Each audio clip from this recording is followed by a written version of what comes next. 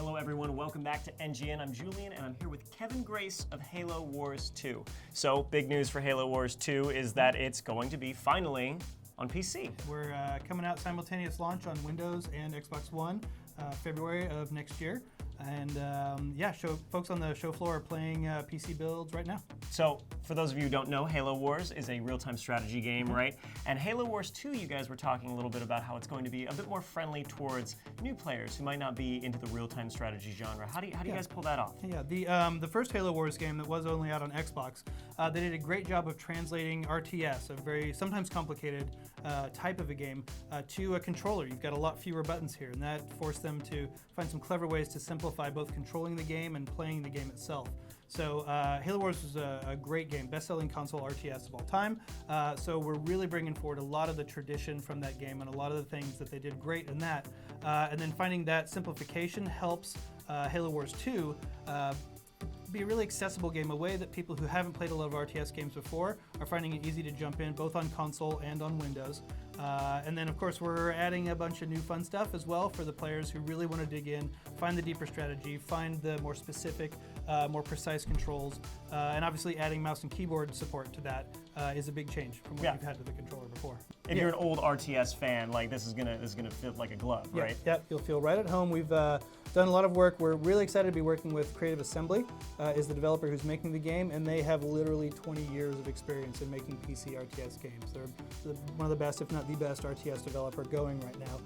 And we were super excited when they wanted to get on board and come join us in the Halo universe. Yeah, so they have a little bit of cred. Yeah, they've got 20 years, a lot of cred. So I mean, all of their experience with that PC RTS kind of gameplay and controls, they brought all of that to Halo and found a right way to plug it in again to that history that I mentioned from the first Halo Wars. Speaking of that history, though, you were mostly involved in the story aspect of this game, and now we get to see a new faction, right? Yes. So tell me about them. Yes. So the Banished are the new enemy in Halo Wars 2. Players who've been playing Halo for a while know that the Covenant was always the name of the enemies, the aliens. Yes. Or the Flood. Well, there's the Flood. That's Gotta watch out for the Flood. That's another thing. We're officially not talking about right now. Yes, mostly the Covenant. So.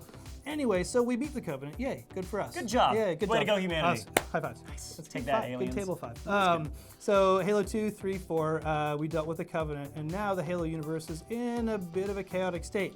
It's a little bit like modern world today. Existing power structures fall apart. Sometimes really bad people come in and take the weapons and the soldiers and the tanks that those old states left behind and can do worse things with it. And that's what the Banished are in Halo Wars 2. So we're going to see some old Covenant units, right? Yep. But it's also going to be a bit of a mix of different units that we can use to kind of change this playstyle. Yep. There's a lot of people who've played the first Halo Wars or familiar with Halo will see a lot of familiar vehicles in there, Banshees, Wraiths, Ghosts.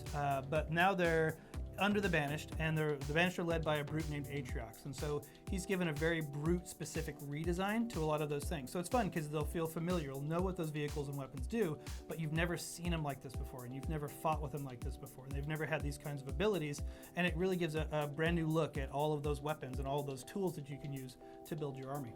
Well, I'm looking forward very much to playing it, and not only that, if I'm a PC gamer, I'm going to be able to play Halo Wars, I guess you'd say Halo Wars 1 now. As a matter of fact, you are. Yeah, we've so Halo Wars 2 will be launching February of next year, and along with the Ultimate Edition of Halo Wars 2, you'll also get a copy of the Definitive Edition of Halo Wars 1, where we've gone through, put a little bit of polish on that, made it native for Xbox One, and now Windows 10 as well. So you'll be able to play the original Halo Wars 1, and then jump right into Halo Wars 2, or vice versa, kind of however you want to do it, on whatever platform you want to do it. So if you're a fan of Halo, if you're a fan of real-time strategies, and you're a PC gamer, this is kind of like the epicenter for you. This is a very exciting time. It's a great time to get in.